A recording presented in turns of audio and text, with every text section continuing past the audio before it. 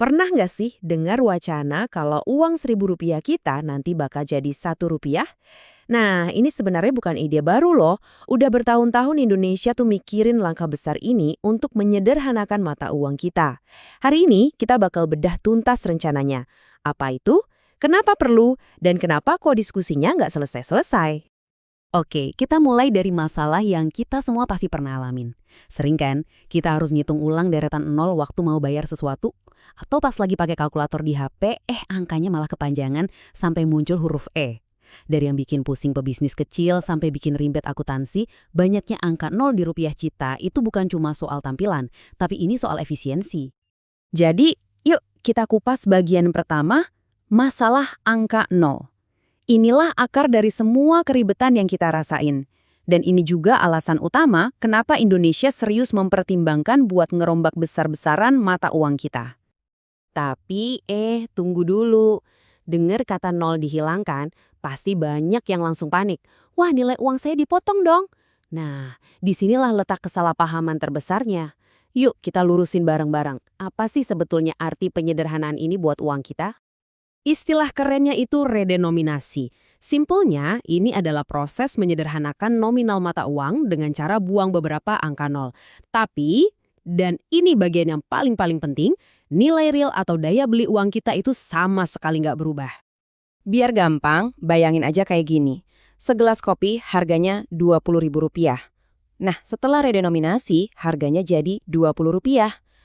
Kelihatannya angkanya beda, tapi nilai uang yang kamu keluarin buat beli kopi itu, kekuatan belinya itu sama persis. Gak ada yang berkurang. Tentu aja pertanyaan ini pasti langsung muncul di kepala kita semua kan? Ini jangan-jangan cuma akal-akalan pemerintah buat motong nilai uang yang udah kita kumpulin. Ini ketakutan yang wajar banget, dan emang harus dijawab tuntas. Dan ini dia jawabannya. Redenominasi itu beda jauh sama yang namanya saniring. Beda banget. Redenominasi itu dilakuin pas ekonomi lagi stabil, inflasi kita terkendali, tujuannya murni buat efisiensi, dan daya beli kita semua tetap aman. Nah, sebaliknya, saniring itu mimpi buruk. Itu pemotongan nilai uang yang terjadi pas negara lagi krisis parah. Jadi, poin kuncinya, ini dua hal yang sama sekali berbeda. Oke, sekarang kita udah paham bedanya sama saniring. Terus kalau nilainya nggak berubah, apa dong untungnya repot-repot ngilangin angka nol? Nah, di bagian ini kita bakal lihat apa aja manfaatnya buat ekonomi Indonesia. Setidaknya ada 4 keuntungan besar. Pertama, transaksi jadi lebih cepat dan efisien. Kedua, rupiah jadi lebih kredibel di mata dunia, kelihatan setara sama mata uang negara maju. Ketiga, urusan pembukuan dan akuntansi jadi jauh lebih simpel. Dan keempat, investor asing jadi lebih percaya buat nanamin modalnya di sini. Tentunya proses ini nggak segampang membalikan telapak tangan ya. Ini adalah sebuah proyek raksasa, jangka panjang, yang penuh sama tantangan dan juga resiko yang nggak main-main. Prosesnya itu dirancang bertahap banget. Mulai dari nyiapin payung hukumnya dulu, yaitu RUU Redenominasi. Terus ada sosialisasi besar-besaran buat ngasih pemahaman ke masyarakat. Baru deh masuk masa transisi, di mana rupiah lama dan baru berlaku barengan. Dan terakhir, rupiah lama ditarik sepenuhnya. Dan masa transisi ini nggak sebentar loh. Perkiraannya butuh waktu sekitar 5-7 tahun. Selama periode itu nanti semua label harga bakal ditulis dalam 2 nominal. Misalnya 20.000/20, supaya kita semua terbiasa. Tantangan terbesarnya ada 3. Pertama, resiko inflasi. Ini karena ada kemungkinan pedagang ngebuletin harga ke atas.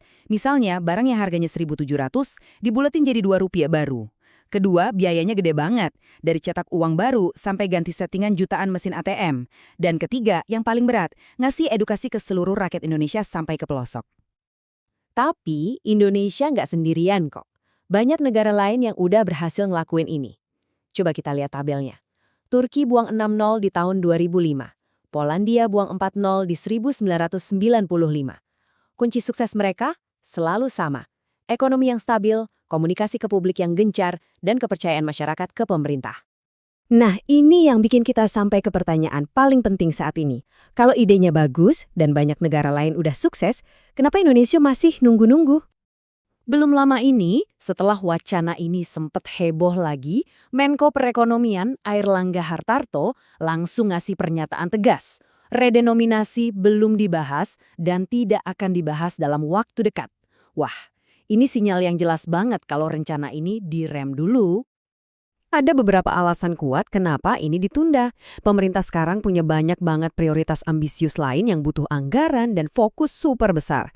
Kebijakan sesensitif redenominasi ini butuh modal politik dan konsentrasi penuh, jadi kemungkinan besar pemerintah nggak mau ambil risiko atau ngebagi fokusnya sekarang. Selain itu, kondisi ekonomi kita saat ini juga lagi kurang pas. Dengan nilai tukar rupiah yang lagi melemah dan pasar yang nggak menentu, ini jelas bukan waktu yang tepat buat ngelakuin perubahan moneter yang resikonya tinggi. Stabilitas itu syarat mutlaknya. Jadi pesan utamanya begini, timing is everything. Waktu yang tepat itu adalah segalanya. Redenominasi ini cuma alat buat bikin ekonomi lebih efisien, bukan tongkat sihir yang bisa nyelesain semua masalah. Keberhasilannya 100% bergantung pada fondasi ekonomi dan momentum politik yang pas. Dan slide ini ngerangkum semuanya dengan sempurna. Suksesnya redenominasi itu berdiri di atas 3 pilar utama.